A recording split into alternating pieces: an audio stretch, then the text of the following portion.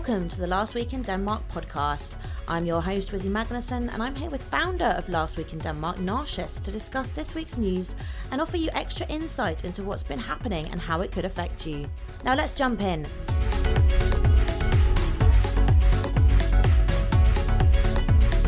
Welcome back to the microphone, Narcissus. My goodness, it's been a while, hasn't it? How are you? Oh my God, almost a month. I'm really happy to hear you again, right? I think I got so many messages while we were away from our listeners. They were wondering what's happening, is this project over or something? But no, it's just human nature. If one of the people in the team is not able to produce, then I guess we can't produce. So. Yeah, it's very heartwarming to hear that people were sending in messages and stuff. That means a lot to me. So thank you to anyone who showed concern or were thinking, where on earth is my news for the week? I miss it. It's really nice to have that connection with the listeners and have that feedback that this is something that you want from us, because we could do this and do this and do this. And if we never hear from any listeners, we don't know if there's any point. So yeah, out to everyone that got in touch. Thank you. I'm still a little bit ill. You can hear my voice is still a little bit scratchy. It's been nearly 4 weeks now, which has not been fun, and we've been trying, haven't we? But every sort of time we've selected in the last 3 weeks to record, I've been sort of coughing my guts up again and thinking, I don't think this is going to work. But we're back. I'm just about well enough to speak to you all again.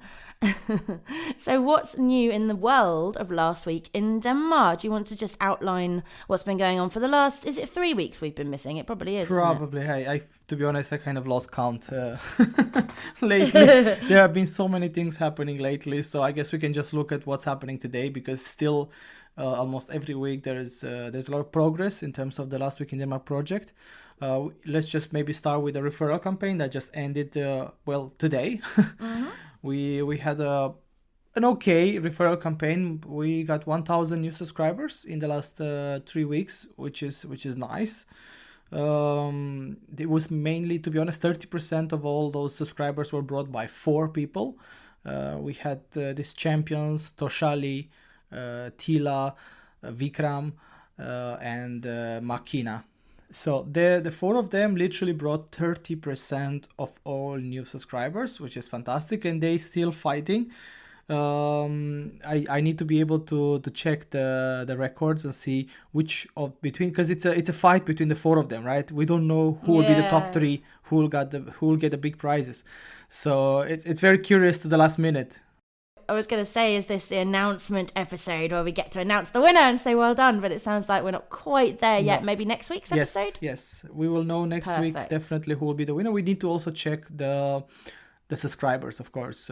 It's a minimum check. Of course, we trust our participants that they have done properly, but just as a basic check to see if everything is okay and it's all fine, and then we will confirm the leaderboard that is shown, because we also have to take in consideration the other leaderboards. Remember, the leaderboard you see on the English edition is just for the English edition, but we have 4 other language editions, so we need to kind of take that in consideration as well. And then we will have the final combined leaderboard that we will announce next week. Well, that sounds exciting. I look forward to jumping on the mic next week. Yeah, I mean, that's the referral. Everyone that gains some sort of reward level. So if you have recruited 2, 5, 10, 25 people, you will get a mail this week with your reward code from Bloomtree Technology, who have been so kind to sponsor this referral campaign, and you can use the discount level on their website if you need a new laptop or any other IT tools that you might need. That's definitely the place to go. They're like a young company. They came to the Danish market from the US, and it's definitely a company to keep an eye on. But that's kind of the referral campaign that we had. I would say what else is interesting is that we're going to be doing this tour around the country. We're starting next weekend. Actually, we're going to be Friday in Aarhus. And then Saturday, we're going to be in Vejle. And we are not alone. We're going to have expert in rights and opportunities related to EU, Adrian Ursu. And then we will have also a comedian with us. I don't know, probably you have seen her, Kriti Prajapati. I have a feeling I played an open mic night that she was at, and she was fantastic. Okay. If it's the same person. Very similar name, if not the same person. But yeah, if she's the comedian I'm thinking of, she was live. She was amazing. So that's really good to have her on board. That's fantastic. I heard she made this tour also around the country called Almost Danes. I guess, and she was sold out. So I guess people really are into what she can produce and what she can give. So I'm really hope that I will be able to see all of you there. It's a free event. Anyone can sign up and join. We will have food and drinks as well and a chance to network and see it as a meetup for all the Last Week in Denmark fans. I mean, it's one chance for us to actually get to meet each other and say hi. And is Copenhagen on your tour? Of course. We have Copenhagen next weekend. On the 11th of November, we will be in Copenhagen in a beautiful location, the European Ukrainian Hub, which is right next to Tax Ministry in Nikolai Ekvek's Gade. It's absolutely beautiful location. So if you've never been there, definitely come and check it out. You come to our event, but also check out the hub. It's a beautiful place, and definitely you should come and check it out. As long as this virus doesn't rear its ugly head again and make me poorly again, I'll definitely try and come say hi at that event in Copenhagen. Fantastic. So did you hear that? If you want to meet Wheezy, that's your chance. Join us our event in 11th of November, and yeah, let's say hi to each other. I mean, it makes it. We are all like one big family, like the internationals here in Denmark, and we're slowly going to start to know each other. We're slowly going to start to know how can we collaborate together. We can create beautiful projects, like, for example, this podcast. And that only can happen if we get to meet each other, right? Because if we don't know about each other, it's difficult to know what one and another can bring to the table and what could happen if you create some sort of synergies. And that's kind of why we're doing this tour. We're trying to create this local anchors for the international community where they get out a little bit from their little bubbles. You have maybe your ethnic bubble where you meet with people from the same language, same country, or maybe you have your work bubble, or maybe you have if you are married with a Dane, you have your Dane bubble because of that. But in general, we don't have an international bubble. We used to have it when we had a lot of international students, but you know what happened. So now because they got their qualifications and buggered off. Yeah, I mean, the government decided that we were a bit too many internationals, and they said, maybe we shouldn't have so many English programs in here. But now they are reversing that. If you read the newsletter, you probably have seen that. So definitely there will be more internationals coming in the future. But I'm talking mainly about our audience, right? 25 to 40. A lot of you have a house or have a family. You're not a student anymore. You don't really hang out in those student parties and whatnot. So we also need a place, because I'm also in that age group and that category. And we need to figure out, okay, because there's a serious danger of loneliness, right, among internationals. And we need to create spaces where you can meet people it can be for networking, it can be for friendship, it can be literally to make up stuff together, to build up. Because I noticed that when you put together people who are very driven, things can happen. And I think that's what we need in every local level is if you can find those 3, 4, 5 people who are very driven, put them together to work together, they will be able to create a space for internationals, an anchor there. To be honest, I'm looking at Tisted. In Tisted we had a similar, let's just say, piloting 2 years ago, where we tried to go to a place that's not necessarily full of internationals. And then we found there a couple of internationals, and they were so... I tried to encourage them to come together, create an association, and see what happens. And 2 years later, they are still there. They are making regular events. They created like a little family between themselves on the local level. So it helps to bring people together, because you don't know what's going to happen next, and that's why we're doing this tour. Well, that's how this podcast got developed, isn't it? Because I came and interviewed at a different event for Media in Denmark, that networking group.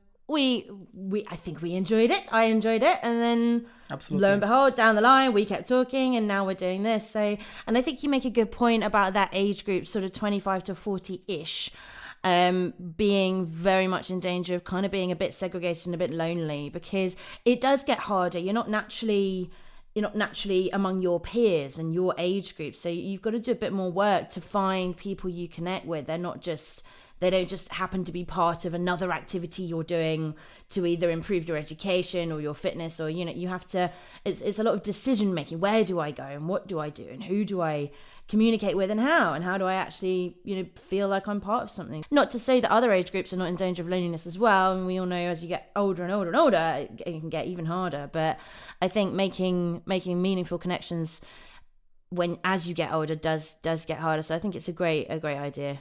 Congratulations, Nasha, and I will see you on the 11th. I mean, it's a project for us all. That's what it's important to mention, is that it's not about me, or it's not about Last Week in Denmark or Amis, the company behind it. It's all about finding those local people who can really bring people together, because I can only do so much from Aalborg.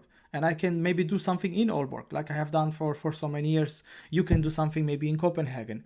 But it's impossible. It's humanly impossible for us to take responsibility for the whole country. Yeah. So that's why we need to find those local leaders. I don't know if we should call them leaders, but somehow people who have a charisma or a possibility to be able to gather people together, because you need that person who is willing to sacrifice a few weekends with the friends and family just to make sure they give something and they create a space for the international community. That's kind of the point. I want to travel around the country to discover those people, because I know we have them. I'm absolutely certain that in absolutely every little community around the country, there is one person that can bring people together. But sometimes you need that little encouragement, right? Someone to come and tell you can do this. Look, it's possible. It's happened in other places. You can also do it. And that's kind of what I'm looking for. I want to find those local people who can really make stuff happen. But yeah, we will follow the developments in the next week.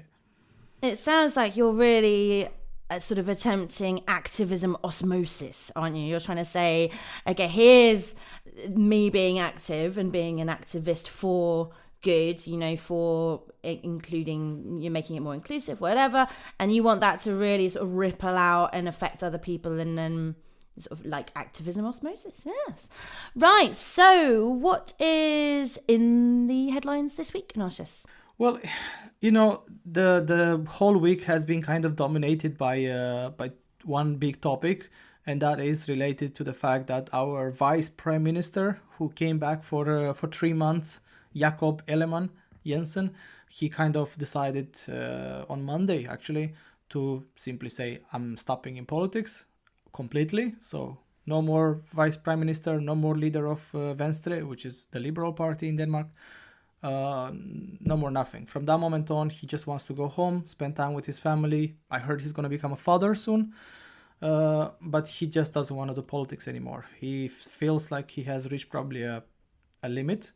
And that's the end, and that's the end actually for a big political family. It's a dynasty. It's basically ending in Danish politics, because it started with his grandfather. He was elected in 1964, I think, in the Danish parliament.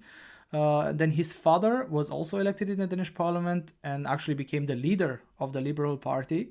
And then his sister got elected in the parliament, in the Danish parliament, but his sister now left like a couple of years ago because she became the Secretary General of the Nordic Council of Ministers. So she's still in a very important position, but out of Danish politics.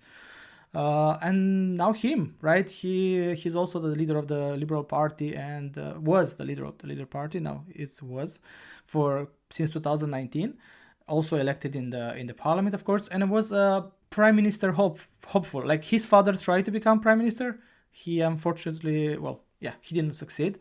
Now he wanted to become prime minister as well. He didn't succeed. So I guess it's kind of like a family that tried really hard to get into Danish politics, but it doesn't. There can only be one prime minister at a time, and there can only be so many prime ministers, right? So sometimes some dreams are not fulfilled, because that was their family dream since grandfather. One day, someone from their family will be prime minister. I wonder if their dream has sort of altered, and now the last one that tried, of the family, has thought, actually, is that the right dream to have? Do I do I need that dream, or is my dream to be with my family and enjoy my time here? You know, perhaps it was a change of priorities. But I think we can definitely thank that particular family for their service, can't we? Because they obviously all tried very hard and worked very hard. Yes, they definitely been like a part of Danish politics for so long, and they dedicated so many years together collectively, all of them, towards servicing the people of Denmark. So definitely we should thank them for their service and for being for so long surviving in politics, because politics, you have to understand, it's a very difficult field to be in. It's not, I know many people imagine that it's an easy place where, you know, if you're lucky enough, you make lots of money without working much. That's completely not true. I'm coming from politics. I've been there for a couple of years. You need to be used to forget about making money, and you need to figure out how can you make it work so you still have a family, even though you work insane amount of hours. Like, it's like you have this 8 to 5 job, you're lucky. Okay, you have to be grateful. And you're always going to come up against conflict, aren't you? Every single policy you have, every single idea you have, not 100% of people are going to back you on that. So I think you've got to be quite thick-skinned, haven't you? Yeah. I wouldn't survive politics, no way. And I'm always on the fence about absolutely everything. I don't know if I even have opinions, because I'm always listening to both sides and trying to come up with my own conclusion. And then I think, I don't know enough about this, so I'm going to go and play guitar for a while instead, you know? So yeah, I don't think I'm built for politics. You have the luxury for that, but yeah, when you go into politics, you need to be able to accept that people will get angry, accept that people will come to you and criticize you and say hurtful things to you. It's part of the job. You have to understand you cannot please everyone. You'll be able to maybe make some people happy, but you cannot make everyone happy. So that means some people will get very, very angry at you, and they will blame you for everything that's happening around society. And that's kind of the let's say the emotional load that politicians have to take upon themselves. It's not an easy job. Very few people choose to go in this direction. And the problem is that many times, here you have to understand, there's people who truly believe in politics. They're very driven and passionate, but when they actually have to be in that role, they burn out very quickly, because they are not built to survive. You know, you need to be a bit psychotic to be able to kind of cut down, right? Like, okay, he's saying bad things to me, I don't feel anything. He's saying bad things to me, I don't feel anything. So simply I had to do that, because I even got myself like letters, right? Threatening letters. I will kill you one day. Okay. Try your best, I guess. What can I say? You know, makes life more interesting. To be honest, I also had the chance to be kind of hurt, because I remember first time when I got elected, some person came to me on the street and said to me, you know what? I made sure to tell all my friends to not vote for you.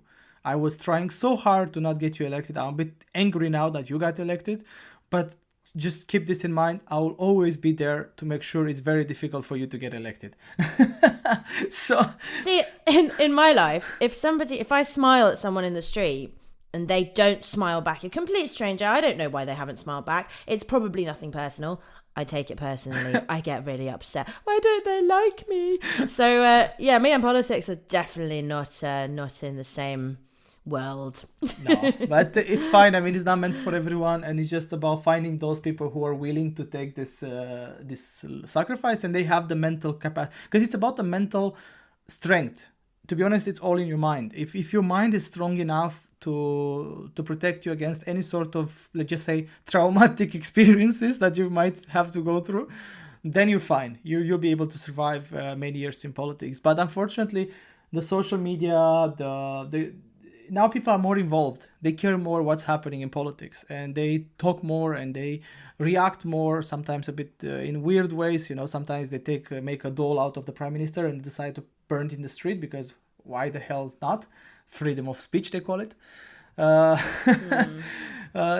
call it being a complete yeah, exactly. I mean there has to be some limits, but I think while politicians in the past could have easier time, they're much more scrutinized, way more scrutinized. There's way more journalists, way more media that's covering them, way more concerned citizens that are using the tools that they have at their disposal.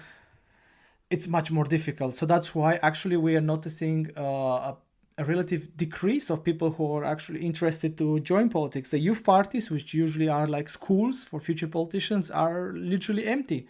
Young people they're afraid of taking this step forward. And that's bad, because at some point someone needs to lead us. He cannot be like, there was no more politician, good for us. Well, it's not really good for us, because someone needs to do this. Someone needs to take on this.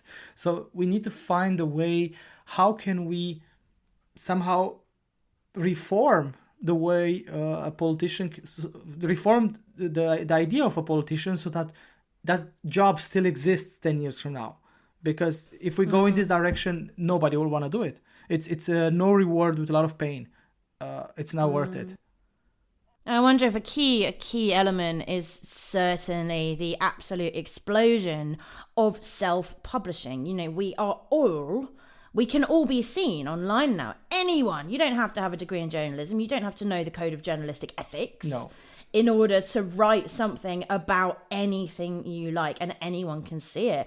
It's quite a circus, really, because it used to be that if it was published, you could be pretty sure whoever's written that fact-checked, had relevant sources, because otherwise, if you talk about just the big national papers, when that was all there was, that would have to be back-upable. You would have to be able to show your sources, show where your data came from, and you would be in so much trouble if you broke the code of ethics, or if you published incorrect information, or if you misled your readers. You know, apart from there's slight nuances with different papers for different political parties, but I'm not going into that.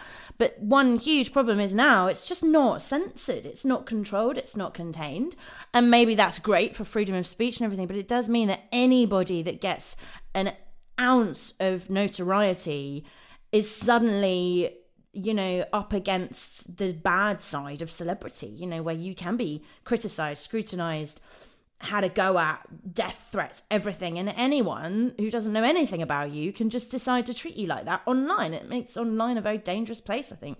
Yeah. One reason why it does. I mean, but I don't want to kind of discourage people to go into politics. There's different levels of politics, and local politics, luckily, are not just it's not the same level of stress. So guys, remember, you have the right to go into Danish politics regardless if you are citizens or not. You can use that right and go definitely into local politics. It's a great place to practice, to see how it is, and to impact directly your daily life. Here we're talking more once you go a little bit out of local politics, right? You go on the regional level, you go on the national level, European level. We have European elections next year. So I'm talking here more of a larger size of politics. On the local politics, it's still okay. Of course, it's not perfect, but it's still okay. So don't take it wrongly. This is not a discouragement. I really want to encourage you guys to go into local politics. That's one way we as internationals can represent our own rights, our own agenda in here, and defend our place in society. Because, you know, Danish society is built in such way that whoever organizes, whoever represents, gets a voice and gets, let's say, to sit at the table where decisions are made. While if you are not doing that, if you are not there, then we have to depend at the mercy of others to mention us. And we shouldn't be at the mercy of others. And in the spirit of balanced reporting, this isn't reporting, this is a discussion, but in the interest of balance, the plus side of all the negatives I just brought up about social media and self-publishing and everybody has a voice, the good bit is everybody does have a voice. You can make a difference, and you don't. It's a lot easier. There's a much sort of simpler vehicle for success and for getting your voice heard and reaching the right people that do agree with your politics and making your way. Those social media tools can also be very beneficial if you have good intentions and you want to get your voice heard. So, yeah. So moving on, Narcissus, let's call that our deep dive segment, shall we? Because we kind of went with the flow on that one. But would you like to introduce what else is, what the other headlines say this week? Remember when we talked about the blasphemy law that they try to stop people from burning, religious books in front of the let's say embassies? Well, the law obviously it's in a process. It can still be amended, the draft, before it passes. So the law hasn't passed yet. It's still in the process of being amended. So there have been made some changes to it. It's no longer about all objects for religious importance. It's only about writings of religious importance, and it's only for religions that are, let's just say, recognized in Denmark. It cannot be now any sort of religion or anyone who says this is now my religion. So it has to be, it's a lot more specific, a lot more precise, and the police union actually is very happy for that, because now they have an easier job to actually stop people from doing it, because, okay, that's a writing, this is the religions that are accepted, you shouldn't be burning that thing. Point. It makes it easier in a way, and that's something that you can read in the newsletter. You can also read about the fact that, I don't know if you have read the previous editions of Last Week in Denmark, but we talked about the fact that there is an oxygen depletion in the coastal waters. Simply, there's not, fish are dying, and a lot of fishermen are complaining, saying that they cannot catch the same or almost nothing compared to the previous years. And now there is all sorts of initiatives coming from various political parties, groups of political parties, because it's common in Denmark for different political parties to work together and make common proposals. So, and I think the biggest, let's say, showdown in that direction will be with agriculture. It will be the biggest discussion. How do we make agriculture to be less polluting, and how do we make them to really transition towards the green towards the future, basically. And here also I would like to mention, you have to understand another reason why Jakob Jellemann, the leader of the Liberal Party, has resigned was because of the discussion, should we have a carbon tax on agriculture? And he was willing to accept that, even though the Liberal Party of Denmark has been created by farmers. Farmers represent their traditional voters. So there was a huge infight inside the party because of that, as you can imagine, and I think that's kind of going to continue with the new leader. So it's going to be interesting to see, because right now agriculture is being very protective of their own interest, and they will do that. But at the same time, there's just so many reports that are not going in their direction. So it should be interesting to follow the developments here. So the effects of the lack of oxygen and the lack of fish and stuff, do you believe, or will that, or has that caused an increase in price of fish? Yeah, definitely. I mean, we are experiencing more or less a shortage of fish on the global market. So you probably should have seen an increase in the price of fish. Yes, of course. And talking about prices, let's talk about interest rates, right? The banks are making so much money. If you have a lot of money in your deposit account, let's just say in your bank account, your bank is actually using those money to make more money. And are you wondering, do you get anything out of it? Because when they let's say you have 100,000 kronas, they usually keep that money at the National Bank of Denmark. They get 3.6% interest rate. So that means they make 3.6 on your 100,000 kronas, while they give you what? Some cases, if you're lucky, they might give you 1%. Some cases they might give you nothing. You really need to look at your bank, and if you have, let's say, a sensible amount of money, 100,000 for example, which is not uncommon for most of us in Denmark, if you have that kind of money, you have to look, okay, which bank can give me the most by keeping my money there? Because a lot of banks right now are using this opportunity to get very rich. You'll see that Danske Bank, Nordea, and all the banks are reporting incredible profits this year. Incredible. And even the Ministry of Business is actually encouraging citizens to call the banks and be like, please raise your interest rate for my deposits, or I'm moving away. And he's actually encouraging them to consider moving away. There are 60 banks in Denmark. And now it's just about finding the one that's willing to, let's just say, share part of the gold with the customers. No bank will give you 3.6. They will want to keep some of that money. But I don't know. I would move to a bank who would give me 2%. That's also unrealistic. I haven't heard of anyone who is willing to give 2%. But the point is, we as customers need to push a little bit the banks. First it was the energy companies who made bank, right? Now it's the banks who are getting rich as hell. Also on us, because they are making money from the National Bank because they are using our money. They're making money when they give us money because we have to pay incredibly higher, because they have two choices. They either keep the money at the national bank or they lend it to us at the interest rates higher than 3.6%, obviously. Otherwise, they have no reason to give you the money. It's much safer keeping them on the deposit. So to take that risk, that gamble, they just give it to you for 5%, 7%, or that kind of interest rates. And then they also have all these hidden fees, for God's sake. Because they complained that for years there was a negative interest, so they couldn't make any money from deposits. Fair enough. And they had those huge extra fees. But now what's happening? Like, okay, now you're making money from 3 different directions, at least. You have to let go somewhere. Either give more to the people or reduce all those hidden charges, or do something, because people's trust in banks will just go down if you're willing to rip us off in this way. I just definitely say, take a look at don't be complacent about this. If you have any sort of money on your bank account, try to see, okay, how can I leverage this in my favor? And the banks, I think, are going to start fighting. There has to be a competition. There's 60 banks. Now it's a chance for smaller banks to be like, time to get some of those customers that Nordea has.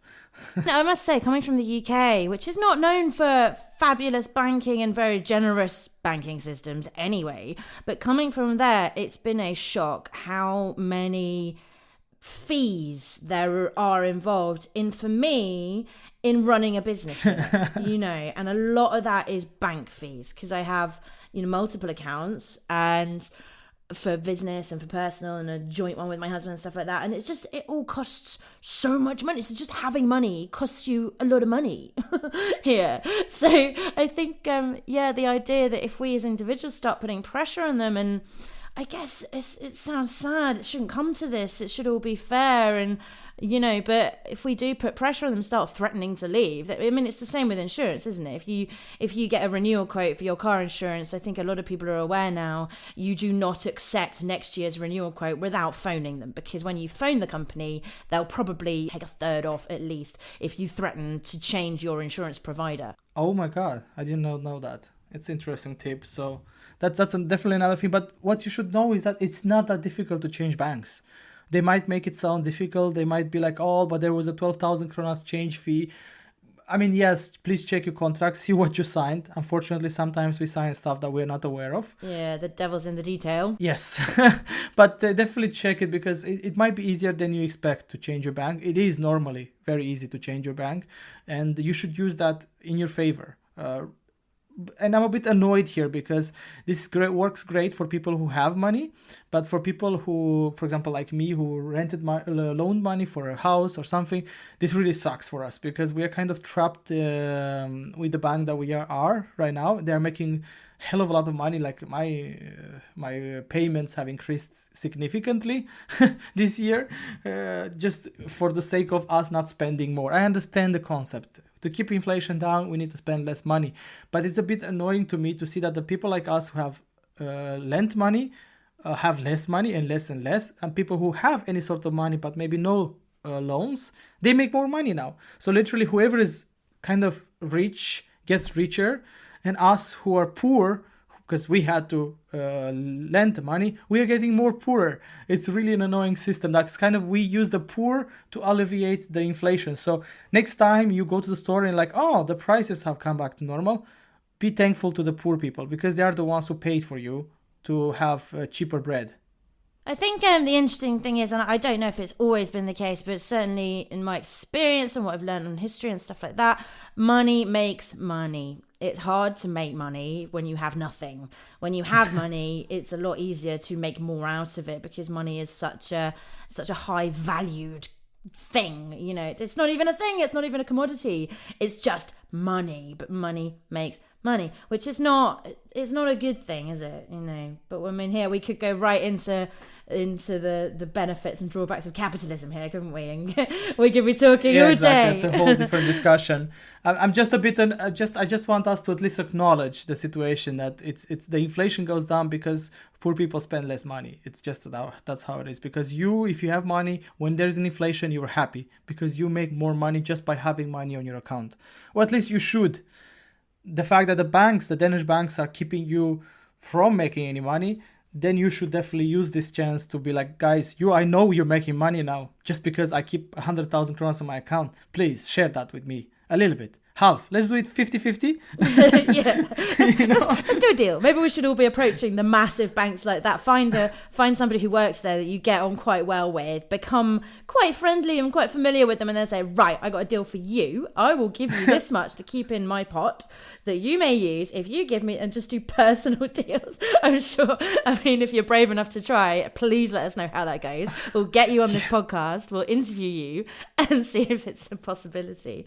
I mean, that's what I love about Denmark, right? Denmark is all about standing up and voicing what you have to say, right? It's such a beautiful society in that way that if people organize and then put pressure on whatever happens out there, things can happen, right? That's exactly what the Minister of Business said. Guys, it's in your power. There are 60 banks. Make them compete. Literally. Make them compete. Thank you all for tuning in today. We hope you found this podcast informative, interesting, and of value. Narcissus, thank you for your time. It's been lovely to catch up. And I must say, it's made me feel a bit better. When I woke up this morning, I thought, oh, can I handle this? But actually doing some activity when you feel just about well enough can make you feel alive again. We'll be back next week on your favourite podcast platform. Just search Last Week in Denmark. Thank you very much for listening, and goodbye for now.